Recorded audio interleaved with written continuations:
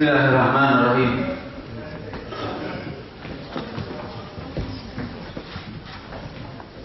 Ladies and gentlemen, welcome to the second session of the International Workshop on the Fiqhi Heritage in the Ottoman Empire in India in the light of printed works and manuscripts. This session will focus on the Fatawa collections in the context of Ottoman and Indian states. So our first speaker is from Faiz Ahmed from Brown University. Yeah, is it correct? Yeah, from Brown University. And what's your title?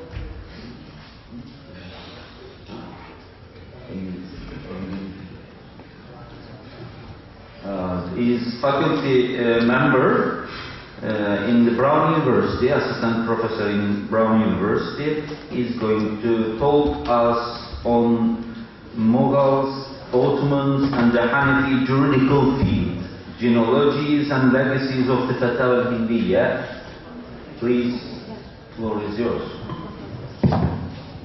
Bismillah ar-Rahman ar-Rahim. Alhamdulillah Rabbil Alamin wa salatu wa salam ala ashraf al-anbiya wa al-mursalin Sayyidina Muhammad sallallahu alayhi wa sallam ala alihi al-tahirin wa ala sahbihi ajma'in. Just wanted to first say thank you to the organizers, Dr. Rajab, Dr. Badir, Dr. Kizukaya. It's really an honor to be here. This is actually one of the most exciting conferences I've ever attended. To be in a conference with such respected scholars from around the world in simultaneous Turkish, Arabic, and English is really an honor and pleasure to be here.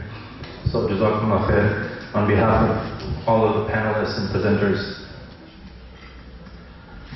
What I'd like to do is not read from the entire paper, but selections, and hopefully have more time for questions at the end. So, to introduce the Fatawa al-Hindiya.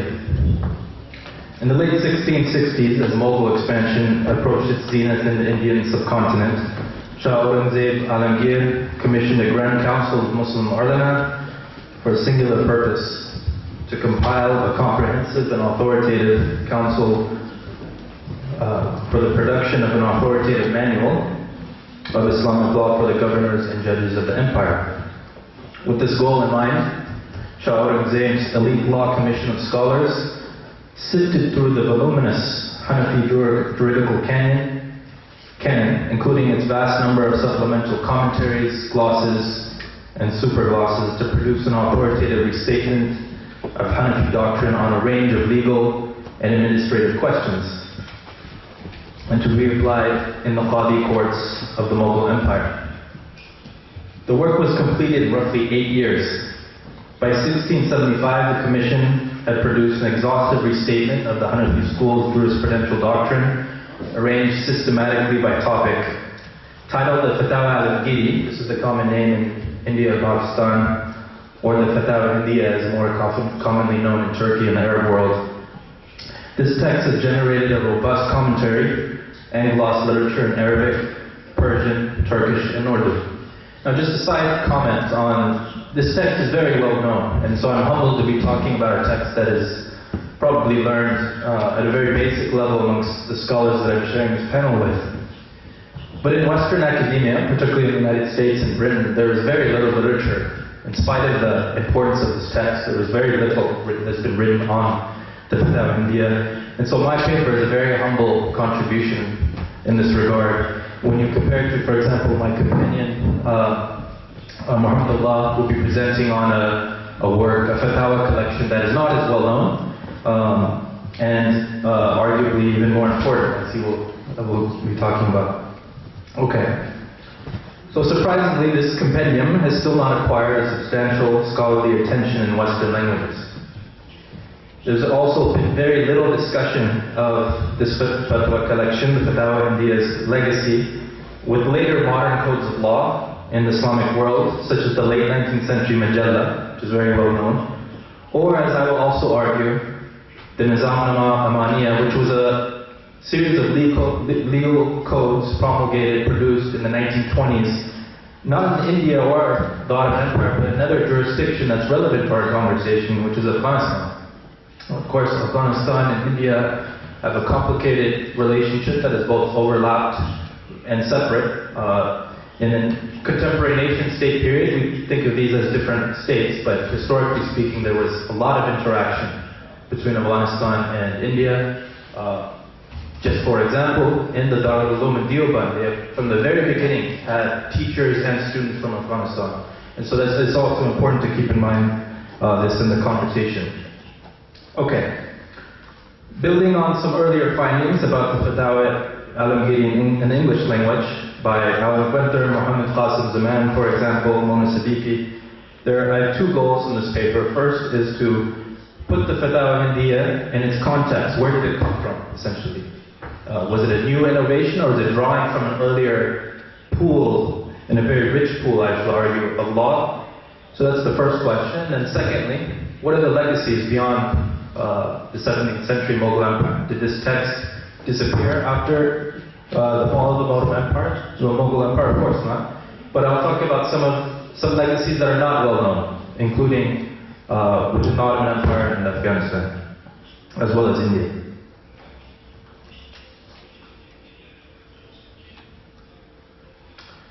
Okay. So let's talk about the early modern roots of the Fatawa India. With the advent of Turco-Muslim sultanates in northern India, beginning in the 11th century, Transoxian Khorasani ulama who accompanied rulers to the subcontinent brought with them expertise in the Hanafi school of jurisprudence, as did the many more who followed. So from the beginning, it's important to remember that when Turkic, both nomads and soldiers and princely states arrived in India, they brought scholars with them, obviously. This is something that has not been stressed or looked at, given that the dominant literature in Western languages is on the military conquest of Turkic military conquest. There's been far less attention on the scholars, the literature, the legal connections that came following the conquest, and it's arguably more important. The early Transoxian Khorasani ulama in India, along with itinerant Sufis, pilgrims, and merchants, played an instrumental role in connecting the more established and revered centers of Hanafi scholarship, such as Damascus, Baghdad, Samarkand, and so forth, with the newly found Muslim capitals of northern India. So these 11th, 12th century Turkic conquests connected India to these older established scholarly centers. Over subsequent generations, as the ulama of the subcontinent began to produce their own students, schools, and generations of Hindustani scholars, they also began to produce their own collections of authoritative codes and fatwa collections. These new collections, produced by Indian scholars, and this is very important, were connected to these earlier Central Asian and Iraqi and Syrian and Egyptian schools and fatwa collections. This is very important.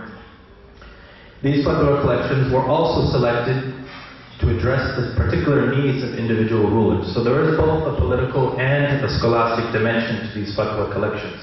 Remember, at this time, particular rulers are facing new administrative challenges. They're trying to run an empire, they're trying to run a state. And scholars at this time were not just strictly academic and kind of in a disconnected world of their own, but many of them were the most literate, of course, and brilliant people of the age, and so their advice was sought on various administrative issues. This is one way that fatwa collections came into place.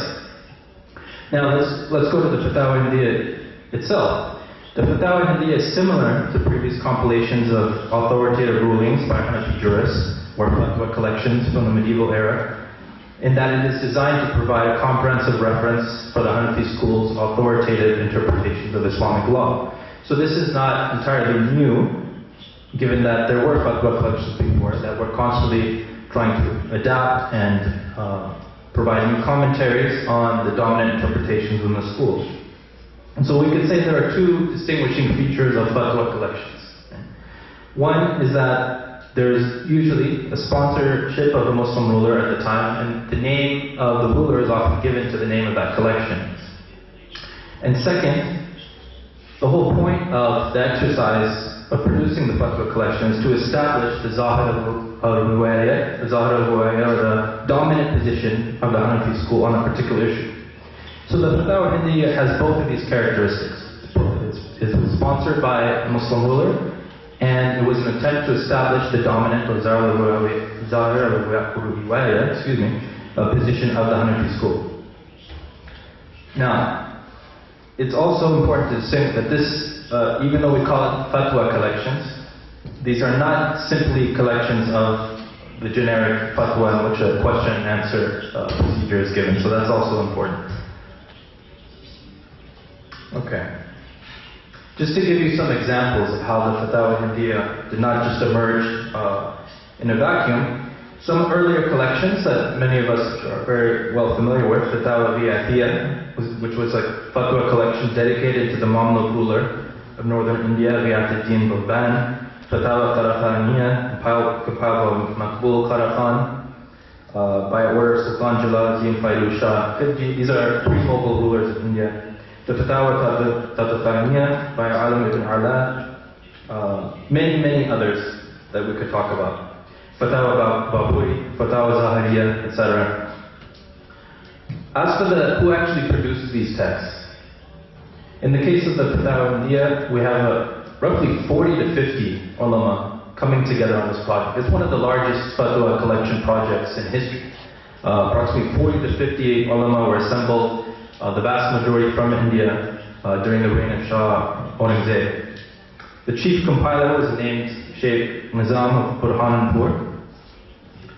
Now, similar to the arrangement of texts, classical Hanafi texts, for example, Jama' al-Saghir or al-Hidayah, the Fatawa Hindiya is very comprehensive in trying to cover issues from individual ibadah to political administrative issues on a broad level. The book is organized chapter by chapter, and the point here is to provide a user-friendly reference for judges all over India. And so what you're seeing here is the roots of the modern code. You're seeing here the roots of modern, what we call qanun, or qawanin, that exist in majority of modern states in the world today. However, we can't call the Fatawa Hindiya a modern code for a variety of reasons, which I'll come to at the end of this paper. Okay. To give us an additional sense, there are some of what is new. What was new about the Fatawa Hindiya? Okay, so we talked about things that are shared with the older fatwa collections. Some of the things that are new are there are additional chapters on issues like judicial proceedings and decrees, or what we would call civil procedure, was sijilat, legal forms, shurut, legal devices, or hiyal, as well as other common issues like rules of inheritance. In this fashion, the Fatawa Hindiya drew from earlier collections, illustrating the cumulative nature of this genre of early codes, as well as their potentially voluminous size. Remember, the Fatawa Hindiya is roughly 4 times the size of the Hidayah. It's a huge collection. And then there are also these additional early modern dimensions. Okay. Okay, so let's talk about, I'm going to skip the section on how the volume was produced. It's a very interesting part of the paper, but I want to jump to modern legacies, okay? Which is an issue I think that might be more interesting for many of us, given that the Fatawa Hindiya, it rests on the libraries. A lot of it's in the homes of many of our scholars and teachers. It's in every Pakistani lawyer's library. It just kind of sits there on the shelf. But what is it? Does it have any significance or relevance or legacy to today? Far from mere projects of academic inquiry, the translation of the Fatawa Hindiya into Persian, Urdu, and English was part and parcel of the British imperial strategy, beginning in the late 18th century, of constructing Anglo-Muhammadan law. So to talk about modern legacies, we have to begin, of course, with the most famous use of the Fatawa India, which was actually not by Muslims per se, but as my colleague Nandini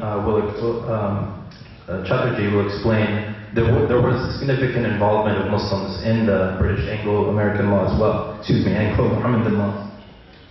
So we have to admit that this British rule also gave a level of importance to the Fatawa India by consulting it and coming up with Anglo-Mohammedan law.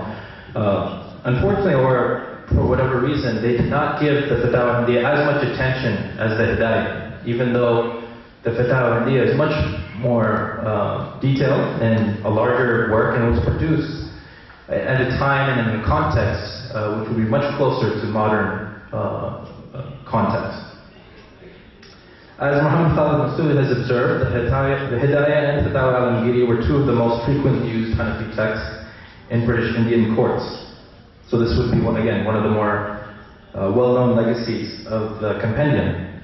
But let's take it a step beyond British rule and colonial law. How else has this text been used, particularly in political, modern nation-state settings, and not in individual academic or scholarly settings? The two examples come to mind. The first would be the use of the Fatawa India by Ahmed Pasha in the making of the Majallah.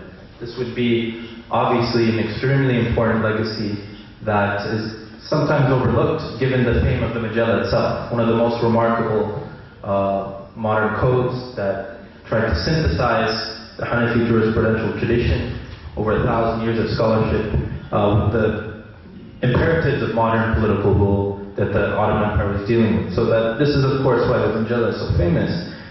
But perhaps the role of the Fatawa India is overlooked or forgotten because essentially you have a 17th century example of you could call it a proto-Majallah, right, by Shah Aurangzeb, by a Mughal ruler, to attempt to do what Ahmed Pasha was also doing, which is to draw from the jurisprudential pool of Hanafi fiqh and produce a modern law code out of it. Right? Something that, of course, is a remarkable project, and we admire and respect for its foresightedness and its attempt to prevent this idea of a dichotomy between Islamic and modern law, right? Something that much of the world has been struggling with ever since. And so the Fatawa India is important in the making of the Majallah, as well as several other Ottoman, let us call Islamic modernist projects, for lack of a better term. The Fatawa India is also very important for Ibn Abidin, who is, rahimahullah, of course, one of the most famous and remarkable late Ottoman jurists. His Radul Mukhtar draws upon the Fatawa India, and in a sense it's in continuity with the Fatawa India in that he's trying to update and summarize and synthesize and distill the predominant dominant position of the Hanafi school on various issues. I'll try to wrap up so that we can have more time for questions, but I'll leave you with one legacy that I think is the most overlooked and is important not only for the Fatawa India, but for putting Afghanistan into the picture, into the position, into the conversation. And in a nutshell, this is what I'm writing my book about right now, Bi'idhnillah, is the relationship between the Ottoman Empire, independent Afghanistan. This is after 1919, when after the Third Anglo-Afghan War, Afghanistan becomes one of the only independent countries in the region, in the entire Muslim world actually. For that reason, there was a small cadre, small group of Ottoman jurists that I followed that came to Afghanistan, as well as some Indian Muslim scholars, primarily from Deoband, who also came to the court in Kabul. And they helped the king at the time. His name was Amanullah Khan. Amanullah Khan is, of course, most famous for his later friendship with Mustafa Kemal Atatürk. He is often presented as a kind of westernizing secular ruler in that way. But as I argue, that is based on how Amanullah Khan sort of evolved after 1926-27 when he came to actually Turkey. From 1919 and 1923, when Afghanistan's first constitution was produced, a criminal law code was produced, as well as 70 other law codes were produced. This entire over 70 law codes was produced from within the Hanafi school tradition. So essentially it is a majalla, it is a fatawa India, it is continued. The idea of pulling from the Hanafi jurisprudential school and meeting the needs, imperatives of modern governance in the form of a modern law code. And the Fatawa India or Fatawa al-Alamgir was critical in this project, and that's something that I'm very interested in spending a lot of time on. I'll close there just with some thoughts that probably are basic for most of our scholars and teachers here, but it is where I am at in terms of my work in the United States, and I look forward to a conversation and questions from you. Thank you, Faiz Ahmed. Interesting talk and sources and later legacy of Fatawa India. Since it is my topic, also I should say something on it, responding your paper to.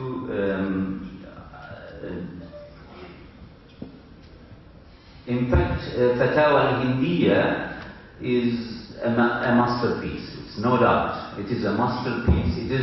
But it is within a tradition that is, I call it in my book which is in Turkish, not in, probably you haven't seen, Buharan Law School book that, it's not, Fatawa India is not about Zahir Riwaya, but about Waqa'at, which is an addition to the Zahir Riwaya and an application of a kind of doctrine, Hanafi doctrine, into the everyday practice. So with this field, that is application of the doctrine to the field, produced its own literature in the Hanafi tradition, beginning with Abu Lays, Samarkandis and Nawazil, and then continued. One of the best examples is Waqa'at al-Husami, and then, of course, Fatawa al-Khaniya li Qadi Khan, and Khulasat al-Bayan li Bukhari.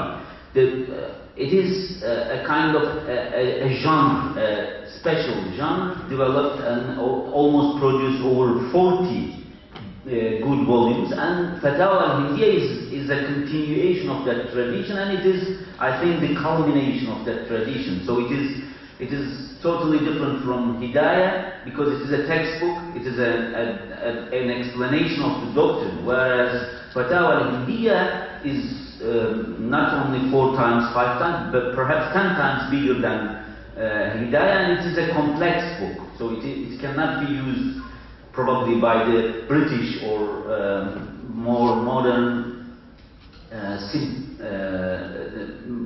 modernizers who are focused, like in Majalla, on the simplification of law, whereas Fatawa al-Hindiya is a very complex book. It is can only be used by specialists, but in the traditional sense, not in the modern sense. In the modern sense, specialists, they cannot use this text. It is a very complex text, and as I said, it is a culmination of a tradition that began in the 10th century and produced its masterpiece in the late 17th century. So I think that is why sometimes in modern times it is overlooked. And that's my comment on it. May I say something, sir, on that point? Yeah, please. Actually, the disciple of Burhanuddin Maldi Nihali, the author of that book Hidayah, himself came to India, and he began to teaching the Hidayah. And so many scholars, Indian scholars, were adapting Hidayah. And moreover, in the Haji dynasty and Tughlaq dynasty, and more in Mughal dynasty, there were some people who were hafiz of Hidayah. It has been mentioned in our literature, in Indian literature. So they are not a legacy. And this legacy was translated into that the Fatawa India, that is the paper of the subject. So there are close relation between Hidayah and Fatawa India.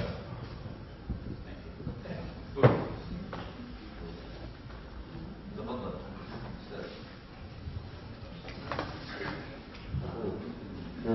أشكر الأخ فايز أحمد على هذه المشاركة العلمية الطويلة التي يلقى فيها الضوء على الفتاوى الهندية وأهمية هذا الكتاب وكيف طبع في عهد المغول.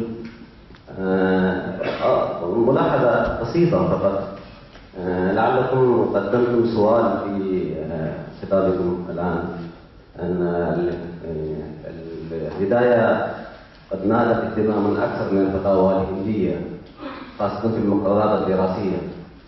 إذا كان كلامكم هكذا فأنا أظن أن الهداية هو كتاب يناسب لأن يكون مقررا للدراسات الإسلامية، أما الفتاوى الهندية فلا يمكن أن يجعل مقررا، لأن هناك يعني فقط جمع الآراء المختلفة وخاصة الآراء التي بها يفتى. فهناك وكما قلت صحيحا أن هناك كتاب ضخم جدا لا يناسب أن يكون موضوع للمقررات الدراسية.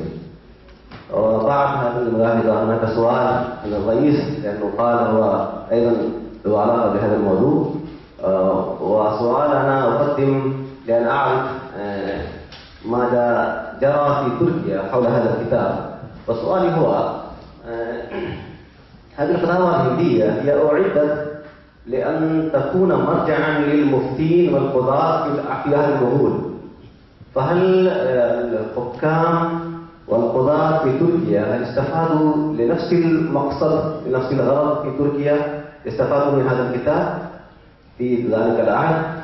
وما هو حال الحكومة الحالية أو في الأيام الظاهرة الماضية بالنسبة للاستفادة من الفتاوى الهندية هنا؟ لأننا قد فقدنا الحكومة الإسلامية هناك وأنتم هناك الآن حتى الآن يعني تصدرون الأحكام الإسلامية، فما هو عملكم بالنسبة للفتاوى الهندية؟ In Arabic, but I'll respond in English, so I'll minkum for responding in English. I can maybe address or turn over the questions on the state of the Fatwa India and its reference and its place today to my colleague, Dr. Badir. I would draw our attention again to the use of the Fatwa India in spite of its sophistication and depth and need to be understood by specialists, as both my colleagues and yourself referred to. It was actually used in this Afghan lawmaking project. And the reason I think it was is that, like the Majalla, the Afghan law codes of the 1920s are struggling to establish a user-friendly code for judges to be used across the state. And in new, particularly economic issues, complicated issues in which the dominant position might not have been favorable, having exposure to a variety of different opinions becomes very valuable, very useful. And that was at play both the Majalla and these Afghan law codes. And the Fatwa al-Amgiri was cited a lot. It's actually cited a lot in these Afghan codes. My guess, my hypothesis is that because you get a sense of diversity of opinions rather than just the dominant position, that's probably why it might have been useful. But I will leave the question of its influence today to Dr. Badir. I think it had already 17th century in late 17th century began to be copied in the Turkey, in the Ottoman the scribes. They began to copy it, and the scholars began to use as early as early days, the beginnings. I think Faiz Ahmed is right that it is also used by the compilers of the Majalla. There's no doubt in it, because it was already a known text, and at that time, toward the end of the 19th century, it is published, and it was available in the Turkish libraries in a printed form. Anyway, as to the modern period, I think it had more impact than in the Ottoman period, in the modern period, in the Turkish society. Although not in the legal level, not in administrative legal level, but in a more personal fiqhi level, because there is, as a result of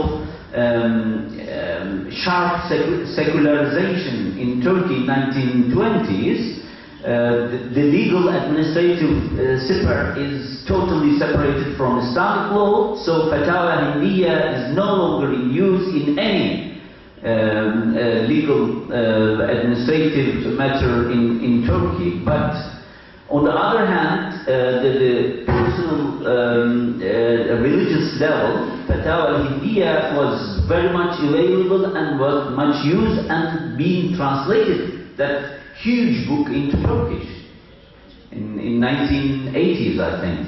It is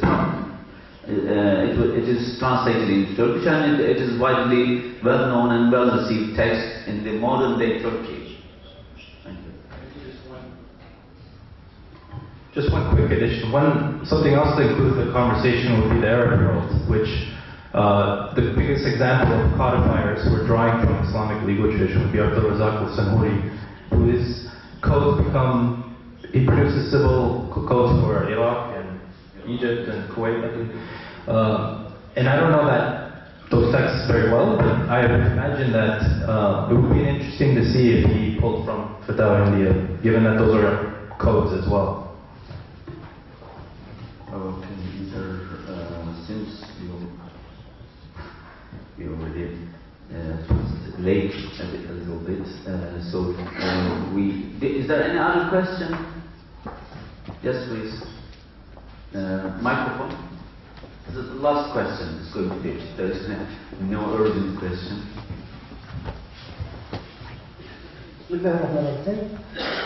بالنسبة للفتاوى أو ما يعبر عنه في المغرب بالنوازل، عندنا في المذهب المالكي يعبر عنه بالنوازل. تتميز بالواقعية وارتباطها بحياة الناس اليومية. لكن ربما الأسئلة التي سبقت ذكرت بعض قبل الجواب أنها كان لها تأثير في مجلة الأحكام وفي القانون العراقي الذي وضعه الخلود وغيره. هل لها تأثير في قوانين الدول التي في شبه القارة الهندية كباكستان، بنغلاديش والهند؟